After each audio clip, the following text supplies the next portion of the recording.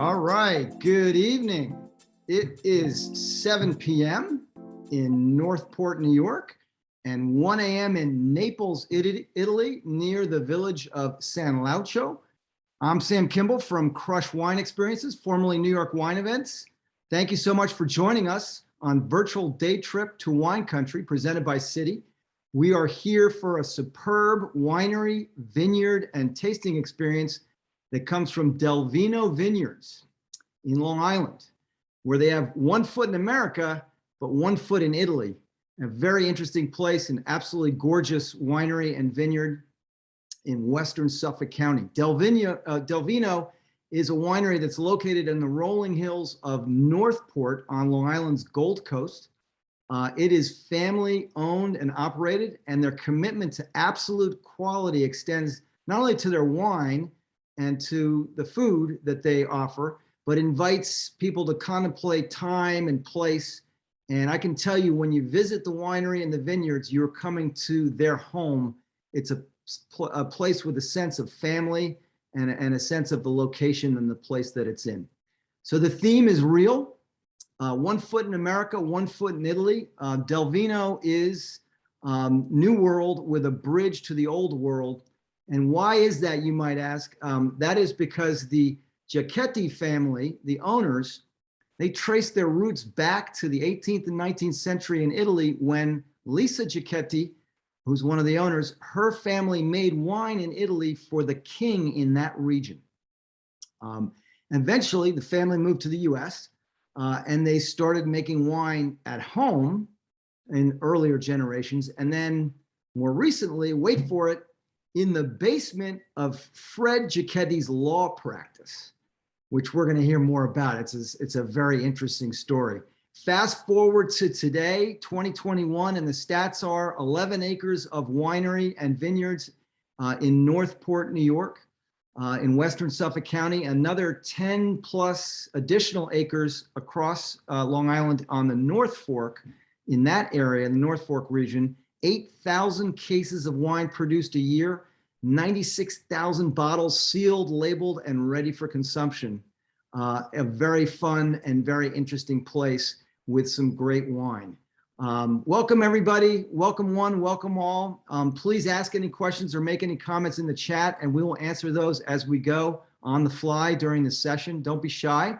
And also, if you would, hit the chat right now and tell us where in the world you are tuning in from. We love to see that. We get folks from all over creation, and it's awesome for us to get a chance to see where you're at, where you're located. So this evening, we're going to travel virtually to Northport, New York on Long Island. As many of you know, Long Island is a major wine region in New York State. There are approximately 60 wineries located on Long Island. It is a maritime climate, ideal for growing wine grapes. And at Delvino Vineyards in Northport, it's not just about the wine or the food, it's about the experience. Hello to Nancy from Long Island, Susan, Chicago, Kathy and Steve, Long Island, and John in East Northport, 10 miles from Delvino. Love that. Thank you guys for joining. So let's take a look at where we're headed on the map. First, where the ancestors of the Giachetti family are from, in Italy, a little town called San Leucio, which you can see the map pin behind me, just sort of northeast of Naples, which is sort of in the middle of the Italian peninsula, is the town of San Leucio. And that is where the family was originally based. And then second, in Northport, in the picturesque Gold Coast of Long Island on the North Shore, and absolutely beautiful. I was at the winery yesterday. It's spectacular. The physical plant, the building, the tasting house, the areas outside, the patios, the vistas of right there over the vineyards are tremendous. And I highly encourage anyone who's within striking distance of Northport in Long Island to visit. It is an absolutely beautiful place. To give you a little sense of place, I want to show a video that has some great aerial footage of Delvino. So bear with me a moment. I'm going to put this up on my screen and we will play it. Bear with me a moment.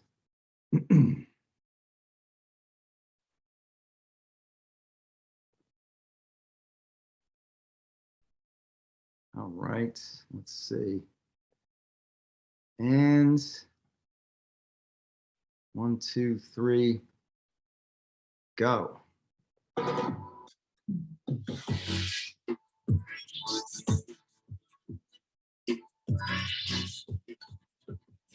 And you'll see this is 11 acres of land in Western Suffolk, which is a very unusual thing to have. Absolutely beautiful and quite close to the Long Island Sound. You're going to see that in the background here in the video. Maritime climate. Gorgeous location. Right off the water.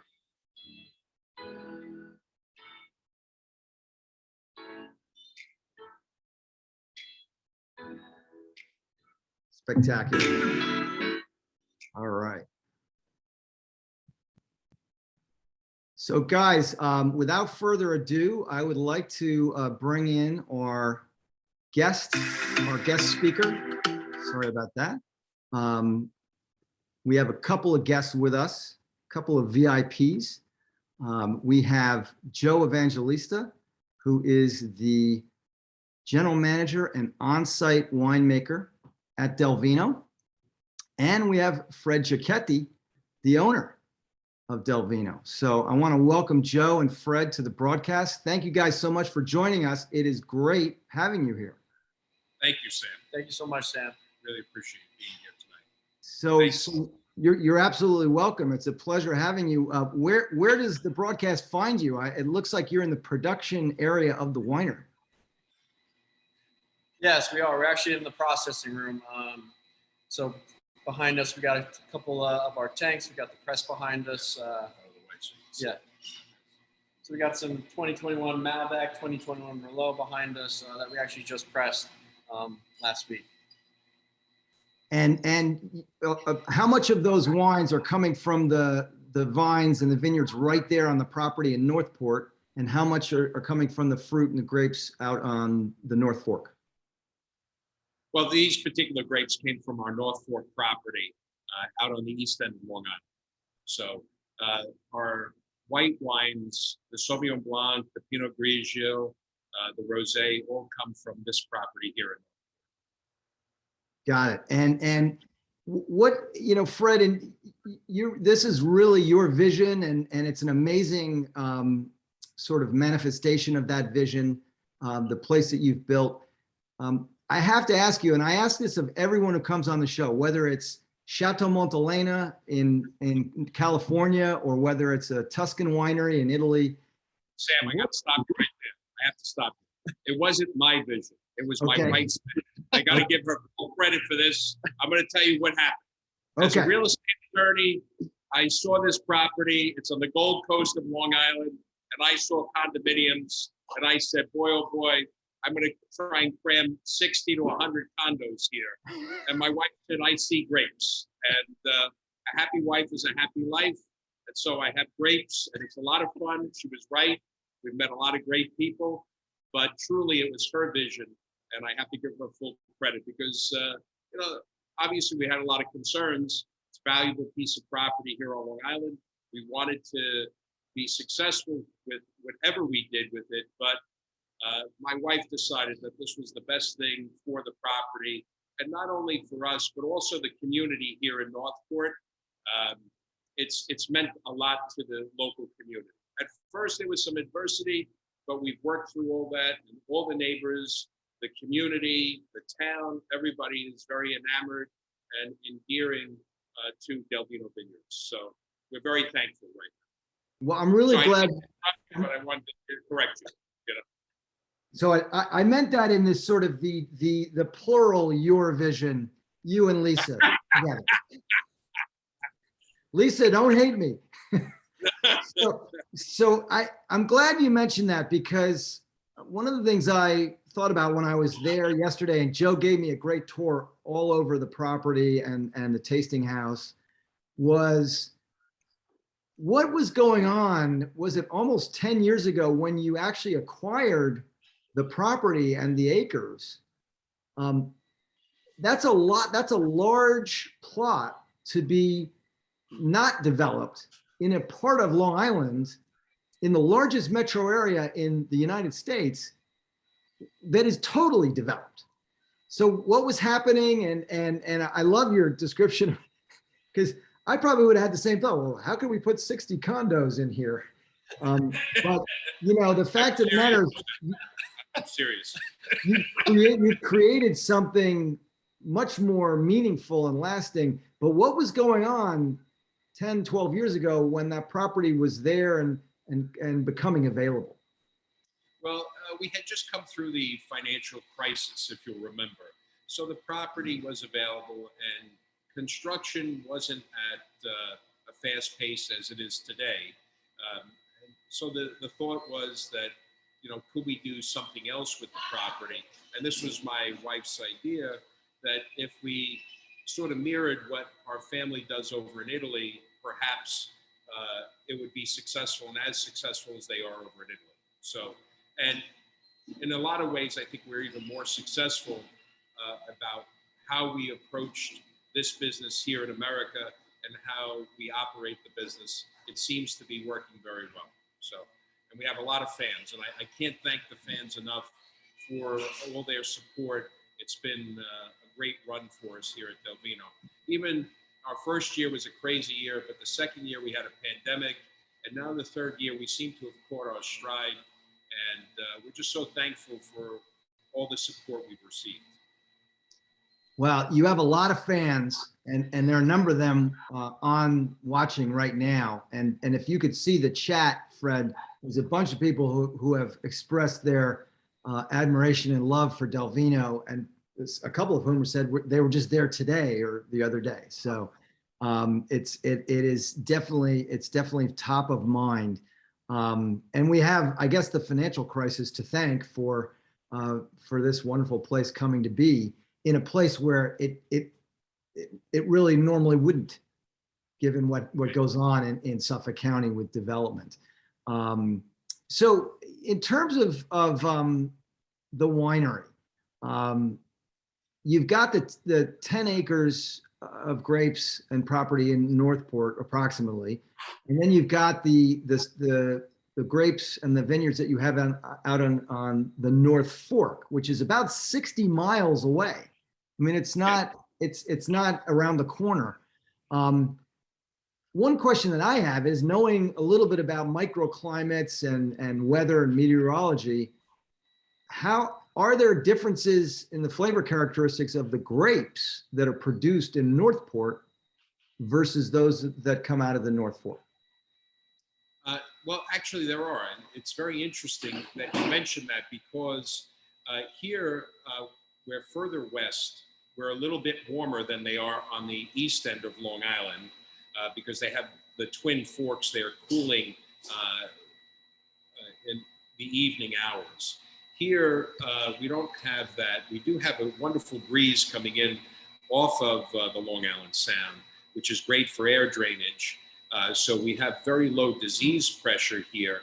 But what it also has allowed us to have is higher sugar levels in our grapes here in Northport than a lot of them on the east end of Long Island, because we are warmer. Our growing season is a little faster. So we're ripening probably about 3 to 4 weeks prior to the east end of Long Island. So, right. Which was a surprise. We called in Steve Mudd, who's an expert when it comes to viticulture here on Long Island. When Cornell has a problem, they call in Steve Mudd. So Steve came out, and we selected certain varietals here that would benefit from this microclimate that we have going on here in Northport. Yeah, super interesting. So do you have higher residual sugar in the grapes because it's a little warmer? I mean, slightly, and the ripening is different timing? Well, the sugar level is noted as the Brix level, in the grape. So that Brix level, it's not residual sugar, but it's our starting point will have a greater sugar level in a lot of instances versus some of the wineries on the East End who are waiting to ripen. And what happens is, as the season progresses, like this year, there was a lot of disease pressure based upon the fact that we had poor weather conditions in the spring, and also during the harvest season, there was a lot of rain. So what happens is there's decisions to be made during that period to perhaps pull the grapes before they may reach a certain sugar level in order to protect them from greater disease that could be happening out on the east end of Long Island, So Right. that's what transpires. So here, ripening 3 to 4 weeks prior to, you're ahead of the game, so to speak, and that really helps us dramatically. So. Got it. Super interesting. I mean, I just know that there's differences in the climate between, for example, Ronkonkoma, which is pretty far out in Long Island, and Cutchogue, which is in the middle of the North Fork, and that's a microclimate dynamic. And so, yeah, that was one of the things that I was curious about when I saw the vines. By the way, whoever is taking care of your vineyard there out back, I mean, in between the rows, I wish I could show a close-up picture to everybody watching right now, but in between the rows, it's like a putting green. It's so well manicured. It's beautiful. Yeah, thank you. We have some great people that work here. So my wife and I are very blessed with the team, Joe, Justin, Mattia, all the people that work here. We're very, very blessed. They care so much about what they're doing and how they're doing it, that it really shows even in the quality of the turf, right? So from the turf on up. Absolutely. I could tell just looking. And I just spent a week in Piedmont and Barolo looking at literally thousands of acres of vines. So when we got sidetracked on my blooper saying that it was your vision, not Lisa's, I was about to ask you and Joe, what makes Delvino different? What's the calling card of the winery versus other wineries on Long Island and just in general in the world of wineries? Yeah. So what I think that makes us stand out. So we have great wine, we have great food, pretty extensive food menu. We got good service. As you said, the property's beautiful. But I think what separates us from other wineries in the industry, not just on Long Island, but across the country, is the level of hospitality. You said it in your intro and Fred and Lisa always say this, and they reiterate it to our staff. When guests walk into our tasting room, they're walking into our home. We want everyone to feel like, they're first class and provide not just good wine and good food, but also top-notch service and hospitality. It's about the experience for everyone that comes here and visits us at Delvino. Yeah, that is something that I think you're ahead of the curve on. And I mentioned it when I was there with you yesterday, Joe. Hospitality has become, in all the right ways, a hot button for wineries around the world, and certainly in Long Island. And you guys are, I think, ahead of the game. So on that point, tell our audience a little bit about the food. What about the food at Delvino? Well, my wife and I have a friend. His name is Massimo Kosha. We've known him for years. He's been a friend of my cousin's for years. And, during the pandemic, he became available to come and work here at Delvino with us. And he's done a great job. Him and my wife together have really put us on the map when it comes to the quality and the nature of our food. So it's very authentic. Massimo is from Florence, Italy, and he insists on the best and freshest ingredients. And, we consult with him about different things that our grandparents and our parents would do as far as growing up Italian American. And then he'll add to the various menu items things that we're allowed to serve and permitted to serve. Like we have this wonderful, for the fall, this wonderful pot roast sandwich that is a real old school Italian sandwich that not many wineries and vineyards on Long Island or around the country would be serving. So it's that, and the quality of the meat, the quality of the sandwich, and all the love that goes in there, you can taste it immediately. So that's a big deal. It's a big difference. So, that's huge, Fred. That's huge. I was telling Joe, for our day trip to wine country experience, which we do private sommelier-led tours to the Hudson Valley, to wineries there, to the North Fork, and it's really with a wine approach. Over the last 2 or 3 years, we've seen more and more people opt out of what are some great locally sourced artisan box lunches that we provide, and just say, listen, I want to order a la carte, because more and more the wineries we're going to are like Delvino, are offering a pretty abundant set of options for food to go with the wine. And that changes the experience that much for the better. So I agree. It's great. Also pairing the wine with the different types of food that we're serving makes a big difference when you're tasting wine as well. So for instance, our rosé goes wonderfully with the croque monsieur sandwich that we serve. It's a Parisian sandwich. Massimo also worked in Paris, and so he's got a technique in making that sandwich, and it's delicious, and it goes so terrifically with our rosé. You know, so things of that nature make a big difference. Chris says most East End wineries only offer food trucks. Delvino has a full service menu. Amazing. Well, thank you, Chris. Well said, Chris. All right, so but we're about to start tasting wine, and Fred, I mentioned, I told Joe I was going to do this. I have paired each wine with a cheese from our local cheese shop here in West Hampton, which is great. So it's not the same as the sandwich you described, but it's almost as good. But I have to ask you one other thing, because I'm dying to ask this question. What was the wine? Tell us about the wine you made in the law office, because you're an attorney by trade, and yes. By day you go to your law office, but you're making wine in the basement. Well, you know, I grew up in Brooklyn originally, in Bay Ridge, and so it was very common practice for us during the harvest season to get grapes and make wine with our grandparents and parents, and I wanted to continue that tradition. So during the harvest season, I have a big parking lot down there in Huntington. And so what I would do is I would bring in some grapes, and I'd make wine with my brother and my brother-in-laws, and we get together and we do it with friends and family. And it just became a thing for us to do. It was a great little hobby for us to have. And so from there, Delvino, I guess that was the inspiration for Delvino also at one point. So it was a lot of fun. And what were the wines? What selections did you make in the basement of the law firm? So I would actually go and purchase the grapes from Prospero's up in Pleasantville.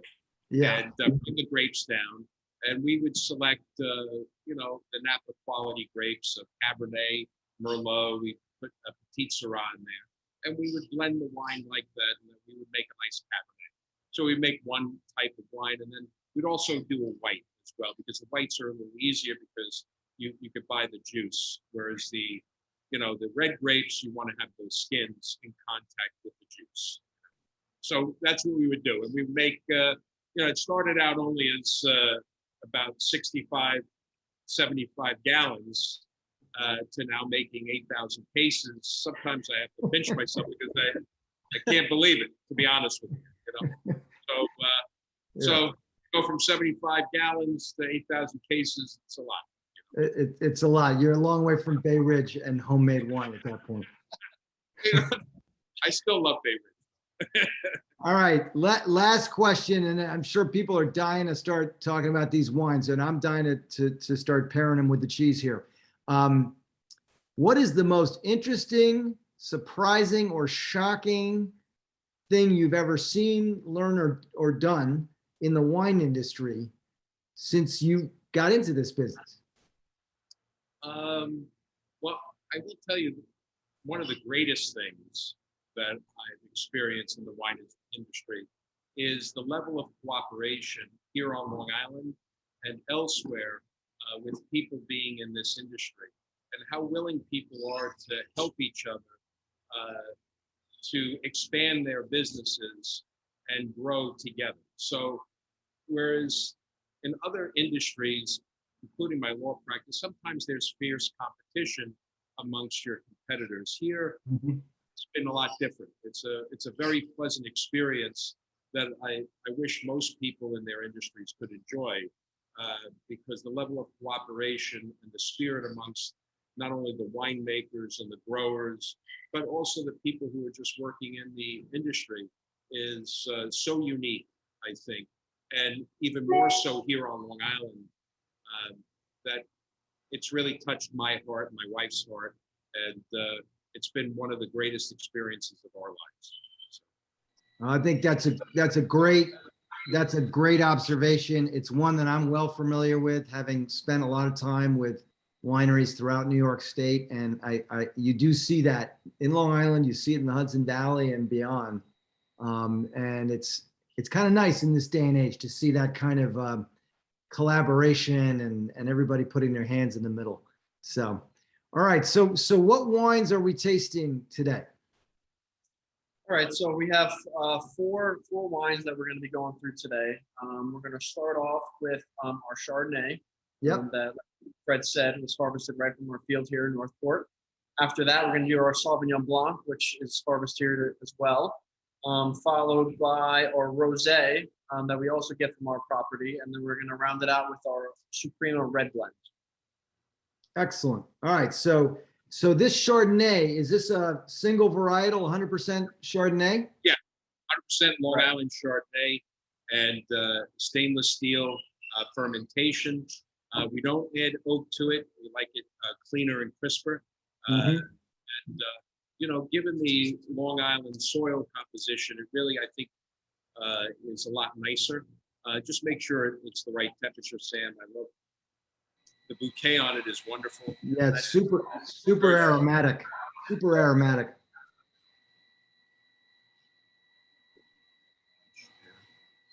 Really nice balance. Like it's light and refreshing, kind of a medium acidity. Yeah, you get that light buttery sensation on the palate. Yeah, it's definitely got that refreshing but not too acidic sensation.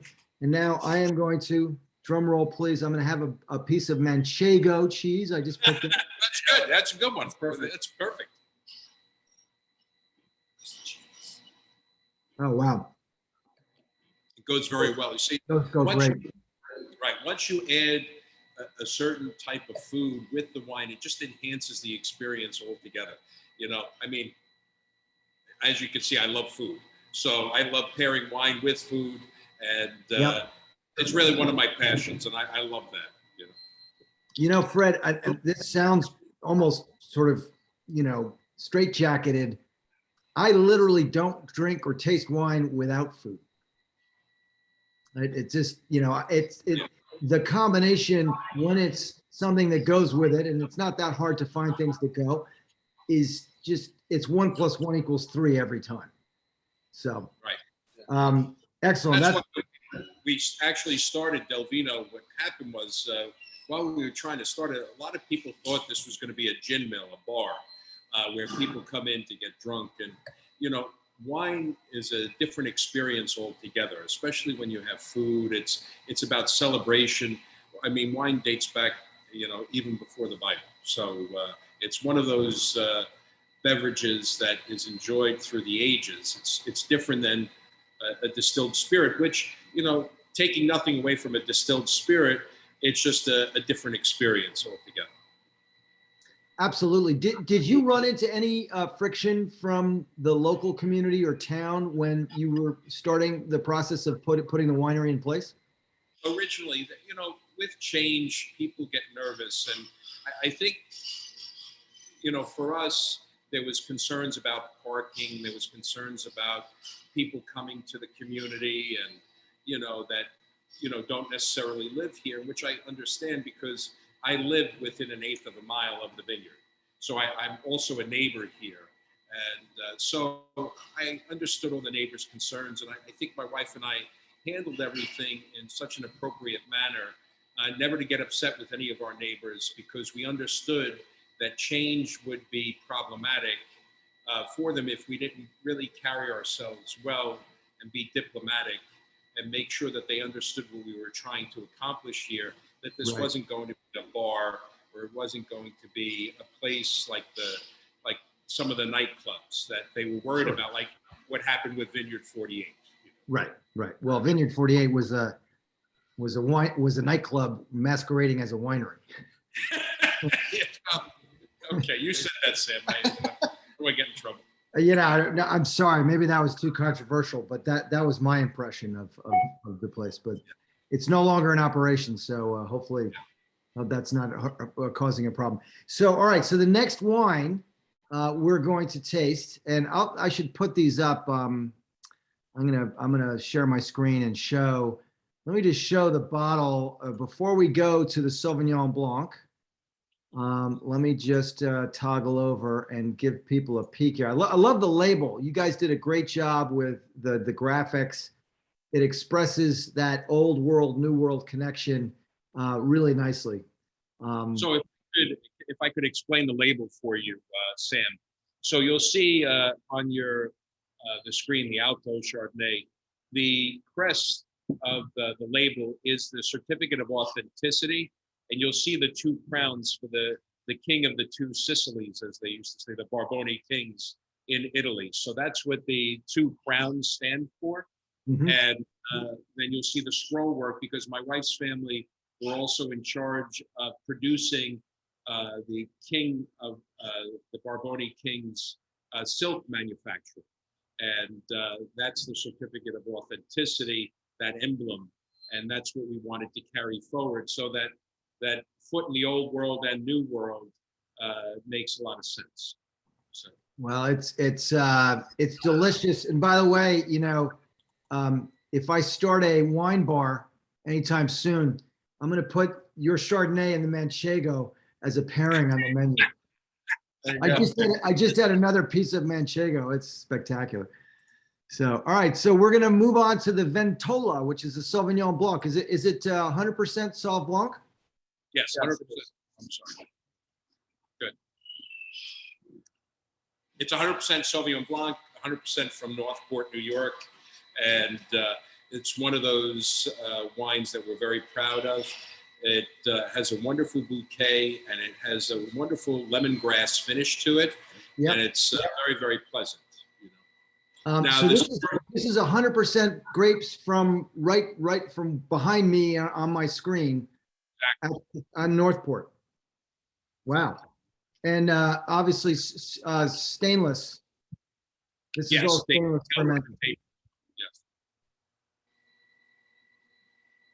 Yes. Little lighter, a little more pale on the color. Mm-hmm. Wow, that's nice. Now that's really refreshing. That's got a higher level of acidity. I mean, I'm assuming you recommend that with the octopus. Yes, exactly. Immediately. Yeah, immediately. And the shrimp, and the shrimp dish that we have. It's a wonderful pairing, both of them. Yeah. And the wine, it enhances the flavor of the food, and the combination of the two. It doesn't take away. It's not overpowering the food choice there with either the octopus or the shrimp. Now that's super nice. Do you do any shellfish? Nancy just mentioned in the chat, great with shellfish. Yes.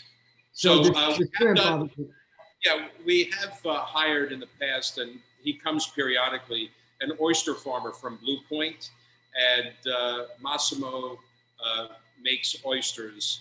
Either he'll shuck them for us, or alternatively, Massimo will make them in a certain style, Positano style. Yes. So.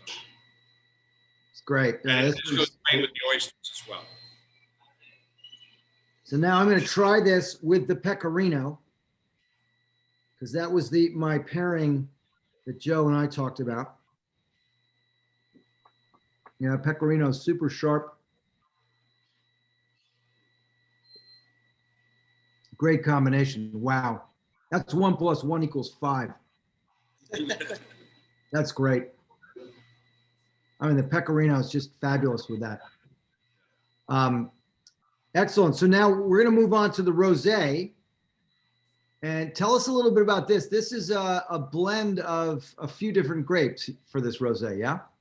Yes. So our friend Jill Martin, who is the winemaker over at Sparkling Point, he consulted with us and he helped us with this tremendously. Being, from France, he was able to really help us make this in a true Provence style. And it's a combination of Syrah, Merlot, and Cabernet Franc. So, right? Those are the three. Yes. Yep. Those are three. So it's very, very nice. It's very Provence style. Again, when Jill had it, I guess he was here about a week or two ago with his wife. He had it with the Croque Monsieur, and he thought it was a great pairing, the two of them together. So you recommend this with the Croque Monsieur? Yes.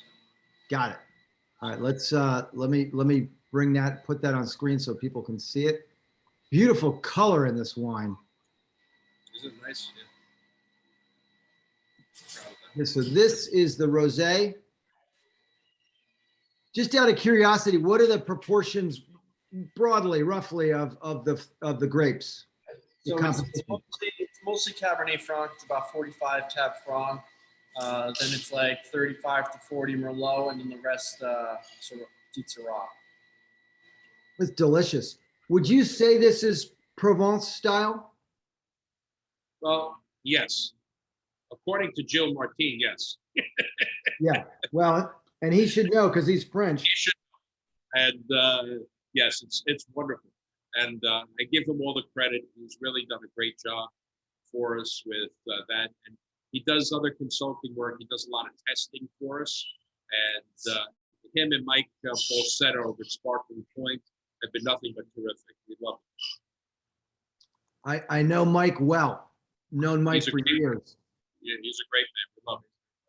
Susan has a question. What does the Merlot grape bring to the rosé? You know what? I think it brings color, and I think it also brings some structure that it helps build upon the wine. So you have a lot of Cabernet Franc in there, but the Merlot will bring structure, but it softens, and it doesn't do a lot to augment the flavor because it's a sort of a neutral type of grape in flavor. So you want a little more Cabernet Franc flavor to shine through for Provence style. And that Syrah that also is added at the end there to balance it all off. So I think it adds that structure and color because the inky colors that come from the Merlot on Long Island are really terrific. And so that's why I think we have such a nice color hue as far as the pink. It's pink, not orange. You have a lot of wineries will wind up having a very orangey color to their rosé, where this one does not. Yeah, no, it's there's a beautiful, the color of this wine is gorgeous. I am actually pairing it. I put it in the chat. I'm pairing it with the Humboldt Fog goat cheese. Oh wow, that's gotta be great. Which is absolutely terrific. It's a goat cheese out of California where the rind of the cheese has ash from the soil there has volcanic ash in it. So it has this sort of gray outer rind, which you eat. You're meant to eat the whole thing. And it's terrific with the rosé. I will say, Susan, the other thing, one of the things that Merlot will do as a blending grape for rosé or for even in a red wine is it kind of smooths out, it mellows the flavor profile. So it kind of it allows for the balance and the mellowing of, so that the entire experience from the front end to the finish of the wine when you swallow is got that smooth balance. That's one of the things that Merlot can do. It's often used as a blending grape. Really nice, guys. All right, so let's move on to we're rounding third and heading home here. We're going to move on to the Suprema Red Blend. I don't know if I got this right, but the bottle, my bottle says 2019, but the bottle shot, the photograph I have says 2016, but I think we're talking about the 19. Am I right? Yes, correct. 2018. Yep. So tell us about this. Nancy is a fan. Suprema Red is so good. 5 exclamation points. Well, you know, my wife's family likes over in Italy a lot of red fruit-forward wines. And so we wanted to have something that was fruit-forward, that had nice structure to it, but wasn't overpowering on the palate. So this goes great with our margarita pizza. It goes great with the meatballs that we serve. Things of that nature goes really, really well. It's one of my favorites as well, Nancy. So thank you so much for being such a fan of the Suprema. I got to tell you, it's delicious. This has a lot of the aromatics, the flavor profile, tasting is very full. This is reminiscent of an Italian red. It's not going to be as big or have as much of a sugar level and bold as, because the climate's not the same, but it's really nice. And I am pairing it with a double cream brie with black truffle oil in it. Boy. Yeah. That sounds. So watch out. If I stop talking for a while, it's because I'm just enjoying the wine and the cheese. I can't get enough truffle. I love truffle. I literally, the tour that I just took a group of 20 people over to Piedmont. It is now white truffle season in Piedmont. We went out truffle hunting with the truffle hunter and his dog. We found 3 tennis ball sized white truffles while we were out. Great.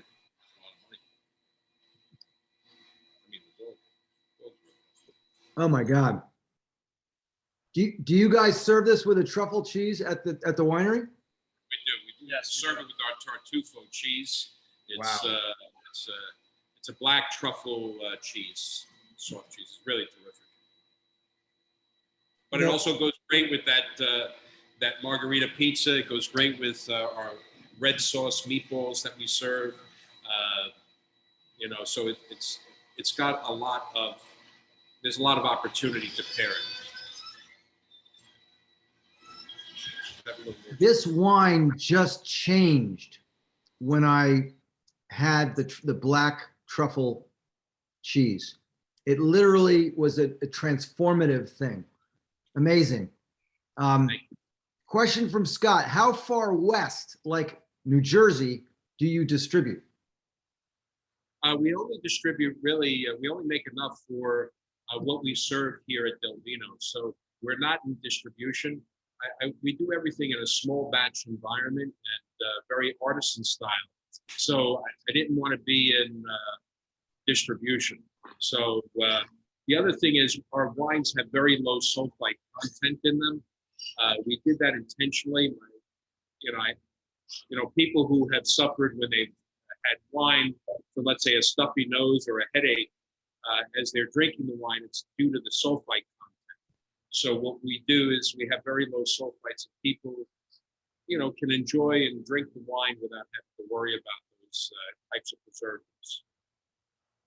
How much lower are the sulfites in your wines than just pick one, anyone, like a North Fork winery? Well, I would say that typically we're somewhere between 25 to maybe 30 parts per million. Other wineries may be, because they're in distribution, it's going to be sitting on a shelf. They have to make sure the wine stays safe, it doesn't sour. You know, wine is very similar to milk. You wouldn't leave milk out on the countertop expecting to come back 3 weeks later and it would be the same thing. Did we lose them? Okay, there we go. So, so as far as that's concerned, I would say that we're substantially lower than the East End. I don't know what the exact amounts would be from the East End, but I can tell you that sometimes there's 100 plus parts per million regarding sulfite. So we're about a third of what they put in other places where they have to distribute the wine to liquor stores and things of that nature. Couple of quick comments. Nancy's mentioned you have to try this Suprema with the Delvino meatballs. Great pairing. Yep. Now, Tell Nancy next time she comes, I'm buying her the meatballs. Okay. Nancy, you got to hold them to that. I will. But by the way, guys, no little known fact, but 3 or 4 years ago, I went on a meatball tour, which I designed myself. I made meatballs at home, and I paired wines that I had at home, and I had lots of wines at home. And then I went to Arthur Avenue in the Bronx, and we had meatballs there. And then I went to Bergen Beach, not far from your, you know, a little around the corner from Bay Ridge, over by Mill Basin. And I did the meatballs there, and I did a whole meatball tour. And I recommend it. And I think that we need to put Delvino on the meatball tour. I think you'll love them. My wife will be happy. So Susan asked, what are the grapes in the Suprema? So we use Cabernet and Sangiovese, and what's the other? With a little Merlot and then Petit Syrah as well. Very small amounts, like I forget what the percentages are. I think Chris put it in the chat. It's 50% Cab, 40% Merlot, 5% Sangiovese, 5% Petit Syrah. Yeah. I want to show everybody because I think that, you know, it's important to really stay with this theme of hospitality and what makes Delvino different. You know, just for example, I think this is an actual photograph from the winery, a cheese and charcuterie board that you guys serve. That's a red wine called the Ultimo. What is the Ultimo versus the Suprema? It's strictly a Cabernet with just cut with a little bit of Merlot. Got it. So it's a Cabernet. But you know, clearly this is the, you know, food is a passion of the winery, and I think that that's important to emphasize as we talk about, you know, pairing, etc. So, well, and it's almost as if you came to my home and my wife was serving. You know, all the portions. People think when we say tapas, it's really Italian style tapas, which means you're going to be taking stuff home with you. So it's sometimes can be too much, you know. I've been to places where they, on the charcuterie board, they put bread on the board. The bread here is served on the side with olive oil and some sea salt. It's just the way my wife wants everything served along with massimo. So, Fred, people love coming to parties at my house. I will tell you that. I think I got to invite myself to your house. Yes, you're gonna come. You're invited, Sam. You're already there. So, Fred, what's better, running the law firm or running the winery? I love them both so much. They're both so different, but I think this is a little more fun. I've met so many great people, so many wonderful people, and we've shared in so many lives, happiness, a lot of celebration. We had someone here the other day who was 1,000 days past their heart transplant. Wow. They were able to celebrate with their loved ones. We also had somebody else who was in remission from cancer. And it's all these things that we're able to celebrate with all these wonderful people who've had a great experience at Delvino. And I'm so glad and so proud of our staff that they're able to provide that level of hospitality that a lot of places talk about, but I believe that we deliver. And it's clear, like as Nancy is mentioned in the chat, the staff treats you like family, and always helpful and fun. I think you guys are doing something innovative in the wine industry, and really blazing a new path with hospitality as the lead. And there are others doing it, but it's, you guys are in that vanguard of wineries that's doing it at the cutting edge. And for that reason, I raise my glass to you and to Delvino. And thank goodness you were making wine in the basement of the law firm, because we wouldn't be here. God bless you, Sid. Thank you so much. Thank you Really. so much for doing this and for hanging with us. And Joe, great job running the whole operation. And Nancy, you and I are going to go, and we're going to go to Delvino, and we're going to have the meatballs. Absolutely. Excellent. Thank you, everybody. All right, guys. Well, thank you so much. Stay safe, and we'll see you at Delvino. Sounds great. See you guys All soon. right. Be well, everybody. Take care now. Bye-bye.